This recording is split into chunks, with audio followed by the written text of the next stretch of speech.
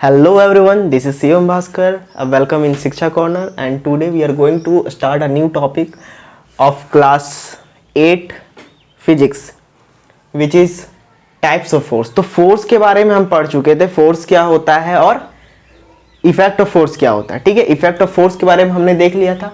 अब हम देखने जा रहे हैं टाइप्स ऑफ फोर्स, फोर्स का टाइप क्या होता है। ठीक है, तो सबसे पहले फोर्स को हम यहाँ सिंपल में क्लासिफिकेशन ऑफ फोर्स, फोर्स को बांटेंगे। ठीक है, कुछ टाइप्स में बांटेंगे। तो फोर्स को सबसे पहले हम दो टाइप में बांटते हैं। एक, सबसे पहले हमने देखा था कि फोर्स को हम टच करके या मतलब कोई भी चीज को, किसी को लिफ्ट कर रहे हैं, कोई भी चीज को उठा रहे हैं, ठीक है, या कोई भी चीज को मतलब कुछ भी कर रहे हैं, तो उसमें क्या है कि हमें टच करना पड़ रहा है, ऑब्जेक्ट को टच करना पड़ रहा है। ठीक है, मतलब कांटेक्ट में आना पड़ रहा है ऑब्जेक्ट के। और दूसरा फोर्स हमने देखा था कि जो कि जैसे कि मैग्नेटिक फोर्स, जैसे आपके पास बचपन में आप खेलते हो कि चुंबक होगा, ठीक है, दो चुंबक रहता था, उसको ऐसे करके हम देखते थे तो क्या होता था, अपने आप मूव करने लगता था। ठीक है, फिर आयरन का नेल है, काटी है, ठीक है, तो वो भी मूव करने लगता था। सिक्का, उसमें कॉइन है, वो भी चिपकने लगता था। ठीक है, तो वो सब किस में आ जाएगा, आपका नॉन कॉन्टेक्ट फोर्स। हम उसमें कॉन्टेक्ट में नहीं आते थे, उसमें टच नहीं करते थे, लेकिन वो मूव करता था, उसमें फोर्स लग रहा था। ठीक है, तो वो मैग्नेटिक फोर्स हो गया, वो नॉन कॉन्टेक्ट फोर्स में आ रहा था। ठीक है, तो सबसे पहले हम फोर्स को कितना भाग में बांटे, दो भाग में। ठीक है, एक कॉन्टेक्ट फोर्स, एक नॉन कॉन्टेक्ट फोर्स। ठीक है, तो यहां पर हम समझेंगे। अब सबसे पहले क्या है, फोर्स को हम क्या किए, कॉन्टेक्ट फोर्स में बांट दिए, और फोर्स को क्या किए, नॉन कॉन्टेक्ट फोर्स में बांट दिए। ठीक है, अब कॉन्टेक्ट फोर्स में भी कुछ फोर्सेस हैं, उसे हम पढ़ेंगे, अच्छे से पढ़ेंगे। यहाँ तो आपका सिर्फ पॉइंट पॉइंट दिया हुआ, उसको हम हल्का डिटेल में समझेंगे। और नॉन कॉन्टेक्ट फोर्स में भी कुछ फोर्सेस हैं जिसे हम डिटेल में समझेंगे। ठीक है, तो कॉन्टेक्ट फोर्स में सबसे पहला आपका फोर्स क्या है, मस्कुलर फोर्स। मस्कुलर फोर्स का नाम से ही आपको समझ में आ रहा होगा कि मस्कुलर फोर्स क्या है, जो हम लगा रहे बॉडी से। ठीक है, इसे लिफ्ट करने में, कार को पुश करने में, धकेलने में, डोर को ओपन करने में, कुछ भी, डोर को ओपन करने में, कुछ भी करने में, जिसमें हम फोर्स लगा रहे हैं वो आपका मस्कुलर फोर्स हो गया। मतलब force exerted by our muscle. ठीक है, मसल से जो फोर्स लग रहा है उसे क्या बोलेंगे, मस्कुलर फोर्स बोलेंगे। ठीक है, तो मस्कुलर फोर्स हमने समझ लिया, एग्जाम्पल भी समझ में आ गया, कार को पुश कर रहे हैं, कोई चीज को लिफ्ट कर रहे हैं। ठीक है, तो मसल्स का जहां हमारा, मसल्स से जहां हमारा फोर्स लग रहा है वो क्या हो गया, मस्कुलर फोर्स। ठीक है, तो मस्कुलर फोर्स के बारे में हमने समझ लिया।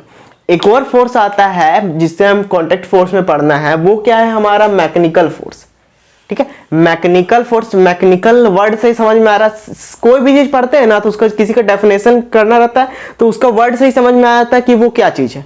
मैकेनिकल वर्ड से ही समझ में आ रहा है, कुछ मैकेनिक, ठीक है, कुछ मशीन वाली चीज का सामान होगा। ठीक है, मतलब जैसे कि मान के चले जनरेटर चल रहा है तो वहां फोर्स हो रहा है, मोटर चल रहा है तो वहां मैकेनिकल फोर्स, ठीक है, तो फोर्स एक्सर्ट हो रहा है। ठीक है, कोई भी चीज है तो जहां फोर्स एक्सर्ट हो रहा है, ठीक है, और मशीन से, simple, the force exerted bye a machine is called mechanical force. कोई रोबोट अगर कोई चीज लगा रहा है तो वो मैकेनिकल फोर्स हो गया।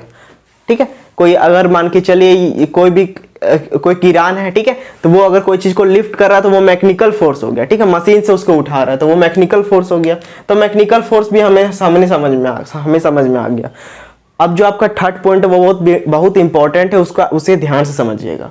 क्या है आपका फ्रिक्शनल फोर्स। फ्रिक्शनल फोर्स क्या होता है, फ्रिक्शनल फोर्स क्या होता है आपका, फ्रिक्शनल फोर्स दो बॉडी के सरफेस में लगता है। ठीक है, सरफेस में, सिंपल में फ्रिक्शनल फोर्स क्या होता है, फ्रिक्शनल फोर्स क्या करता है कि जो ऑब्जेक्ट मूव कर रहा है उसे, उसके मोशन को अपोज करता है। ठीक है, the forces which oppose the motion of a moving object is called frictional force. इसे समझेंगे, यहाँ पे हल्का समझेंगे। ठीक है, जैसे मान के चलिए ये ऑब्जेक्ट है, ठीक है, ये ऑब्जेक्ट है, अच्छे से बना लेते हैं, ये ऑब्जेक्ट है और ये सरफेस है। ठीक है, इसे अगर इधर मूव कर रहा है ना तो ये सरफेस जो है, ये सरफेस क्या करेगा, इसको इधर साइड, इसको अपोज, मतलब फोर्स लगाएगा इधर साइड, नीचे साइड, इधर कोई चीज मूव कर रहा है, मान के चलिए ये अगर इधर साइड मूव कर रहा है ना, इसे इधर ढकेलेंगे तो ये क्या करेगा, जो मेरा हाथ का जो सरफेस है वो इसे इधर साइड, मतलब क्या बोलेगा, इसे इधर साइड उसके पुश करेगा, मतलब फोर्स इधर साइड लगाएगा, मतलब इसके मोशन को अपोज करेगा। तो मोशन को जो अपोज करता है वही फ्रिक्शनल फोर्स हो जाता है। ठीक है, फ्रिक्शनल फोर्स को भी डिटेल में पढ़ेंगे यहाँ पर, क्लासिफिकेशन। तब कॉन्टैक्ट फोर्स हमने समझ लिया, अब हम समझेंगे नॉन कॉन्टैक्ट फोर्स में कौन कौन सा फोर्सेस आता है। तो नॉन कॉन्टैक्ट फोर्स में हम मैग्नेटिक फोर्स देखेंगे, इलेक्ट्रोस्टैटिक फोर्स देखेंगे, ग्रेविटेशनल फोर्सेस देखेंगे। ठीक है, तो सबसे पहले मैग्नेटिक फोर्स। मैग्नेटिक फोर्स से सब कोई वाकिफ है क्योंकि ये मैग्नेट ठीक है, हम लोग मैग्नेट का गेम बचपन में हर कोई मैग्नेट जरूर देखा होगा, ठीक है, चुंबक जिसे बोलते हैं चुंबक जरूर देखा होगा, ठीक है, दो या तीन कितना भी चुंबक है उसे ऐसे करते हैं, ठीक है, तो जो नीचे वाला चुंबक है वो मूव करने लगता है, ठीक है। सिंपल में समझेंगे तो force exerted by a magnet, ठीक है, और क्या था, force exerted between two magnets और one magnet and another magnetic substance, iron, nickel and cobalt, ठीक है। तो वो सब चीज के मतलब कि एक दो मैग्नेट के बीच में फोर्स या एक मैग्नेट और मैग्नेटिक सबस्टेंस के बीच में फोर्स। मैग्नेटिक सबस्टेंस में क्या आता है आपका, आयरन, निकल, कोबाल्ट आता है, स्टील भी आता है, ठीक है। तो वो सब चीज आपका क्या हो गया, उसमें मैग्नेटिक फोर्स लगता है, उसी को मैग्नेटिक फोर्स बोलते हैं, ठीक है। तो हमने ये समझ लिया मैग्नेटिक फोर्स क्या होता है। अब हम समझेंगे इलेक्ट्रोस्टैटिक फोर्स, जो कि बहुत इंपॉर्टेंट है। मैग्नेटिक फोर्स में और कुछ देखना है उसे ध्यान से देखिए। सबसे पहले हम दो मैग्नेट को देखेंगे, ये है बार मैग्नेट, ठीक है, ये आपका नॉर्थ पोल, ये साउथ पोल, ये नॉर्थ पोल, ये साउथ पोल, ठीक है। ये आपका हो गया, ये भी बार मैग्नेट, ये नॉर्थ पोल, ये साउथ पोल, ये नॉर्थ पोल, ये साउथ पोल। यहां पे हमने दो चीज देखा, एक और तरह से बना लेते हैं, ये south pole, north pole, south pole, north pole. Magnet में क्या होता है, दो पोल होता है, एक नॉर्थ पोल होता है और एक साउथ पोल होता है, नॉर्थ पोल साउथ पोल होता है, ठीक है। तो और north pole south pole decide कैसे होता है वो पहले समझते हैं। अगर कोई स्ट्रिंग से, कोई वायर, कोई भी चीज से, मतलब रस्सी से, मतलब फ्रीली मूविंग रस्सी से अगर इसको बांध दिया जाए मैग्नेट को, ठीक, मान के चलिए ये मैग्नेट है, इसे से लटका दिया जाए, ठीक है, और क्या ये धीरे धीरे मूव करते करते नॉर्थ और साउथ के डायरेक्शन में आ जाएगा, ठीक है। तो जो पार्ट से इधर मान के चले नॉर्थ, ठीक है, नॉर्थ उधर है, ऐसे करके मान के चले कोई रस्सी लगा हुआ था यहाँ, ठीक है, और ये फ्रीली मूव होके नॉर्थ पार्ट किधर चल गया, नॉर्थ के साइड। मतलब कोई जो पार्ट नॉर्थ की साइड चल गया उसे नॉर्थ पोल बोल देते हैं, और जो पार्ट साउथ की साइड चल गया उसे साउथ पोल बोल देता है, ठीक है, साउथ पोल ऑफ मैग्नेट। यहां समझ में आ गया। यहाँ देखिए यहाँ पर क्या है, नॉर्थ पोल मतलब सेम पोल है। और हम पढ़ चुके हैं 8 क्लास में, पढ़ ही रहे हैं, 7 6 में पढ़ रहे हैं, क्या पढ़ चुके हैं हम कि मैग्नेटिक और सेम पोल रहता है तो वो क्या करता है, रिपेल करता है, ठीक है।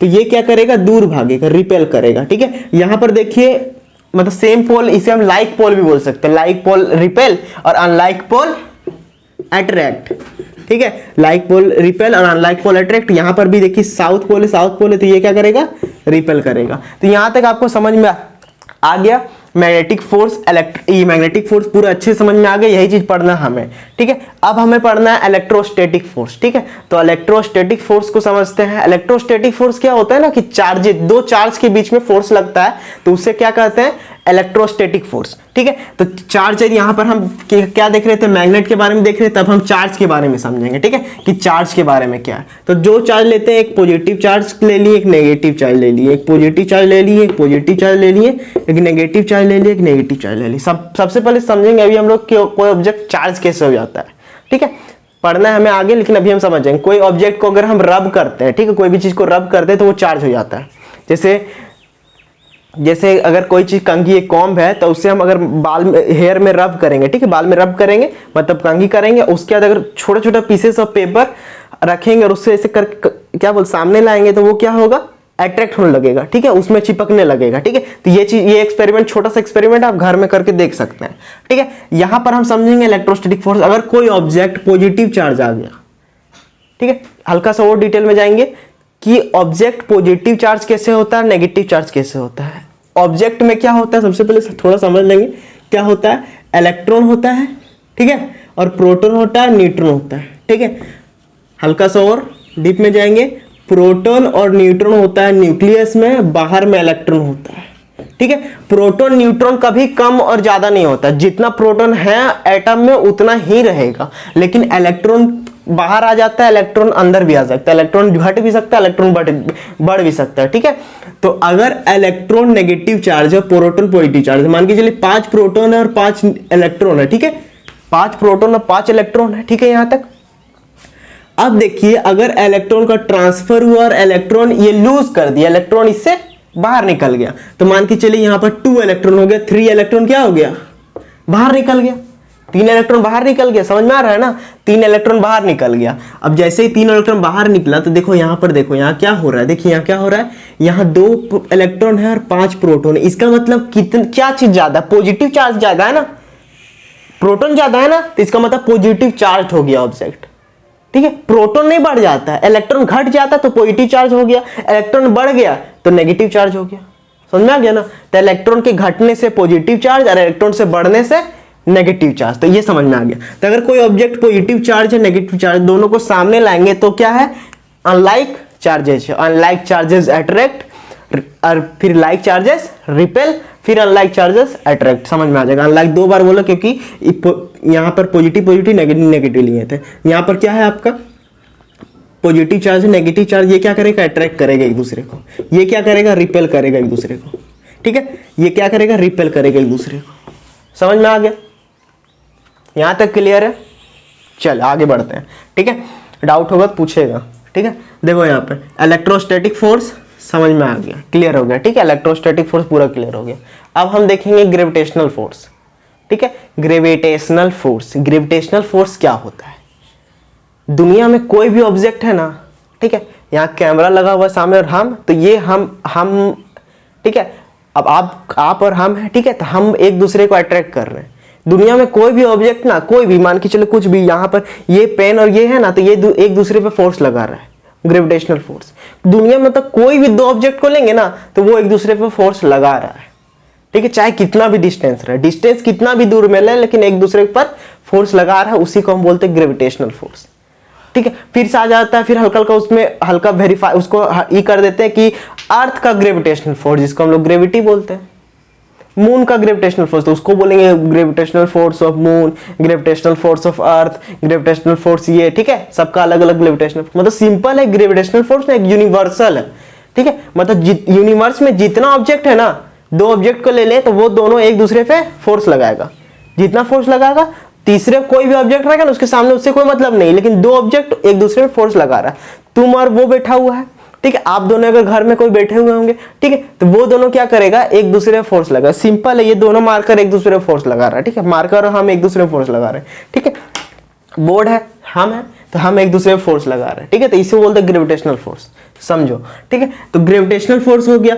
और ग्रेविटेशनल फोर्स क्या है? The force exerted between to object, any two object, ठीक है। Attracting force the attracting force exerted between to object is called gravitational force. कोई भी दो ऑब्जेक्ट अट्रैक्टिंग फोर्स होगा ही होगा, ठीक है। लेकिन हम लोग सिंपल में समझेंगे कि अगर अट्रैक्ट हो रहे हैं तो ऐसा होना चाहिए था कि मार्कर मेरे पास आ जाना चाहिए था, लेकिन ऐसा नहीं, मार्कर को और भी तो बहुत चीज अट्रैक्ट कर रहा है। तो क्या है? इक्विलिब्रियम में, ठीक है, जो जहां है वहीं पे, ठीक है। और यही ग्रेविटेशनल फोर्स के कारण हमारा जो अर्थ मूव कर रहा है ना, अर्थ मूव कर रहा है, उतना सारा जितना प्लेनेट है मूव कर रहा है, यही सब ग्रेविटेशनल फोर्स के कारण इधर इधर अट्रैक्ट होके ये मूव कर रहा है।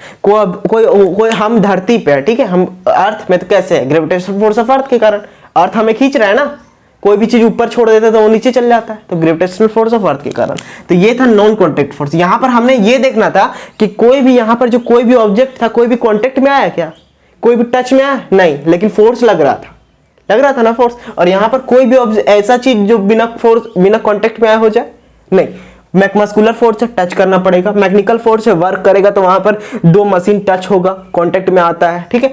फ्रिक्शनल फोर्स है, ये तो फ्रिक्शनल फोर्स दो सरफेस के बीच में लगता है, ठीक है। हाँ, फ्रिक्शनल फोर्स की मैं अभी हम डिटेल में पढ़ेंगे। सबसे पहले यहाँ आपको समझ में आ गया होगा। यहाँ पे अगर आपको समझ में नहीं आया, हल्का सा रिपीट करके आप फास्ट करके देख सकते हैं, ठीक है। यहां तक समझ में आ गया। चलिए अब हम हल्का सा आगे जाएंगे, वो है फ्रिक्शनल फोर्स, जो कि बहुत इंपॉर्टेंट है समझना, ठीक है। फ्रिक्शनल फोर्स हमारा कितना तरह का होता है? आपको यहाँ दिख रहा होगा 4 तरह का। 4 तरह का मतलब इसे बांटा गया है 4 टाइप में, ठीक है। जहां जहां जो होता है वो चीज में, ठीक है। सिंपल है, यहाँ स्टैटिक फ्रिक्शन था, आपको समझ में आ रहा होगा। स्टैटिक का मतलब क्या है? रुका हुआ, स्टॉप, ठीक है। अगर कोई ऑब्जेक्ट मान के चलिए ये ऑब्जेक्ट है, ठीक है, गाड़ी है, मान के चलिए ये वैन है, ठीक है। यहाँ पर इसमें समझाते हैं, यहाँ एक ये वैन है, ठीक है, और ये रोड है, ठीक है। ये एकदम अबाउट टू मूव, मतलब क्या है कि मूव करने वाला है, मतलब स्टार्ट हो गया, अब चलने वाला है। ये कोई भी बक्सा रखा हुआ है, अब इसे हम क्या करना है? इसे हमें पुश करना है, धकेलने वाला है, ठीक है, जाने वाला है। तो जब जाने वाला रहता है ना, तो उस समय एक स्टैटिक फोर्स फ्रिक्शन लगता है, तभी जाकर रुका हुआ रहता है। तब हल्का फोर्स लगाते हैं।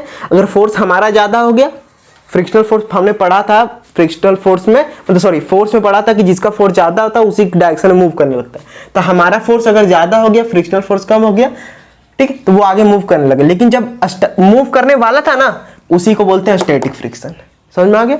स्टैटिक फ्रिक्शन किसको बोलते हैं? स्टैटिक मतलब ये रेस्ट होता है, रेस्ट में मतलब जो रेस्ट में ऑब्जेक्ट है, कोई भी चीज को मूव करना है, इसे मूव करने वाला है, ठीक है, तो यहाँ स्टैटिक फ्रिक्शन है।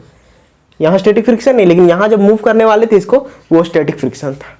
अब है स्लाइडिंग फ्रिक्शन। स्टैटिक फ्रिक्शन था, ठीक है, ये स्लाइडिंग फ्रिक्शन हो गया। स्लाइड कर रहा है ना, फिसल रहा है ना, तो ये स्लाइडिंग फ्रिक्शन हो गया। यहाँ पर ऑब्जेक्ट है, ये स्लाइड करते जा रहा है, समझ में आ रहा है, ये स्लाइड करते जा रहा है, तो इसके क्या बोलेंगे? स्लाइडिंग फ्रिक्शन बोलेंगे। स्टैटिक फ्रिक्शन हो गया, स्लाइडिंग फ्रिक्शन हो गया। अब इसमें हल्का सा हमें समझना है कि जो स्टैटिक फ्रिक्शन होता है ना, वो स्लाइडिंग फ्रिक्शन से ज्यादा होगा। क्यों? क्योंकि रुका हुआ है, ठीक है, तो उस समय ना फ्रिक्शन ज्यादा लगेगा, ठीक है, रुका हुआ मतलब ज्यादा हमको फोर्स देना पड़ेगा ऊपर, तब जाके वो मूव करेगा, ठीक है। तो मतलब स्लाइडिंग फ्रिक्शन स्टैटिक फ्रिक्शन से कम होता है। फ्रिक्शन मतलब क्या है? रुकावट, रोकता है, वो अपोज करता है मोशन ऑब्जेक्ट को, मूविंग ऑब्जेक्ट का मोशन को ऑब्जेक्ट क्या बोलता है? स्टॉप, मतलब क्या बोलते हैं?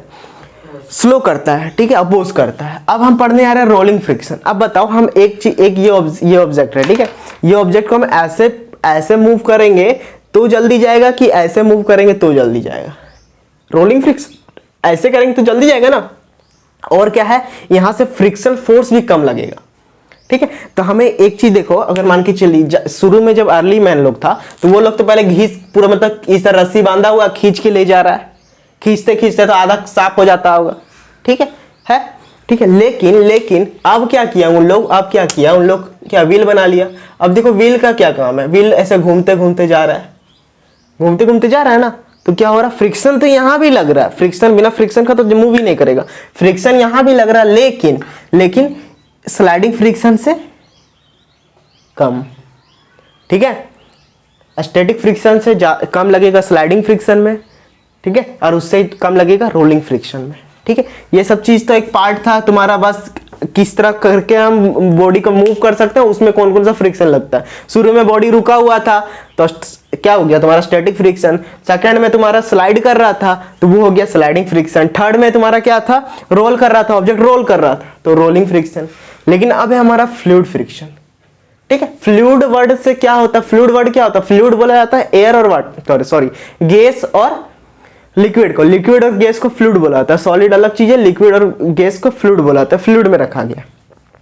अगर कोई ऑब्जेक्ट लिक्विड या एयर में, लिक्विड या गैस में पास करता है ना, तो उसमें जो फ्रिक्शन लगेगा ना, उसको क्या बोलते हैं हम? उसको बोलते हैं फ्लूइड फ्रिक्शन, ठीक है, फ्लूइड फ्रिक्शन बोलते हैं। फ्लूइड फ्रिक्शन का सर एग्जांपल बता दीजिए। तो एग्जांपल अगर लेना है तो कोई पेपर है, उसको हम हवा में छोड़ दिए, ठीक है, छोटा सा पेपर हवा में छोड़ दिए, तो फ्रिक्शन के कारण ना वो मोशन तो सीधा नीचे आना चाहिए था, लेकिन फ्रिक्शनल फोर्स के कारण अब हम जब मान के चलिए कोई भी बच्चा को नहीं फेंकेंगे, पत्थर को फेंकते हैं, ठीक है, पत्थर को ऊपर से नीचे फेंके तो वो नीचे आके तुरंत गिर गया, ठीक है। लेकिन क्या है कि अगर एक पेपर को फेंकते हैं तो वहां पर फ्रिक्शन फोर्स ज्यादा लगता है, और वो जो पत्थर फेंके थे ना, वो भी और स्पीड से मूव करता है, और स्पीड से जाता है, लेकिन उसमें फ्रिक्शनल फोर्स लगने के कारण वो भी धीरे धीरे गिरा। एक पेपर को फेंके तो उसमें फ्रिक्शनल फोर्स नीचे से लगा ना, फ्रिक्शन लग रहा, मतलब क्या होता है? फ्रिक्शनल फोर्स होता है क्या? अपोज करता है, ठीक है, मूविंग ऑब्जेक्ट नीचे जा रहा है, उसको अपोज कर रहा है, तो वो धीरे धीरे नीचे गिरता है, सिंपल है। फ्लूइड अब वाटर में हो गया। वाटर में जब हम मूव करते हैं, बोट लेके मूव कर रहे हैं या कोई भी चीज से मूव कर रहे हैं, तो हमें रोकता है ना सामने से हमारा मोशन को अपोज करता है, तो हमारा मोशन को अपोज कर रहा है, तो ये फ्लूइड फ्रिक्शन हो गया। फ्लूइड के द्वारा जो फ्रिक्शन लगेगा, फ्लूइड के द्वारा जो मोशन को अपोज किया जाएगा, उसी को फ्लूइड फ्रिक्शन बोलेंगे, ठीक है। तो यहां तक आपका पूरा कंप्लीट हो गया। टाइप्स ऑफ फ्रिक्शन देख लिए, static friction, sliding friction, rolling friction, fluid friction. इसके आगे हम देखेंगे क्या? Advantage of friction, disadvantage of friction, ठीक है, फ्रिक्शन का क्या लाभ है, फ्रिक्शन से हमें क्या फायदा हो रहा है, और डिसएडवांटेज मतलब क्या हो गया आपका कि कोई चीज नुकसान हो रहा होगा फ्रिक्शन से, ठीक है, वो चीज। और अब हम फ्रिक्शन को कैसे कम कर सकते हैं, जब नुकसान हो रहा है तो उसको कम करना होगा, ठीक है, तो उससे ओवरकम होने के लिए, तो वो चीज हो गया। तो मिलते हैं अब हम नेक्स्ट लेक्चर में, तब तक के लिए धन्यवाद, और अच्छे से इसे नोट कर लीजिएगा। कहीं भी डाउट होगा तो कमेंट बोल सकते हैं। धन्यवाद।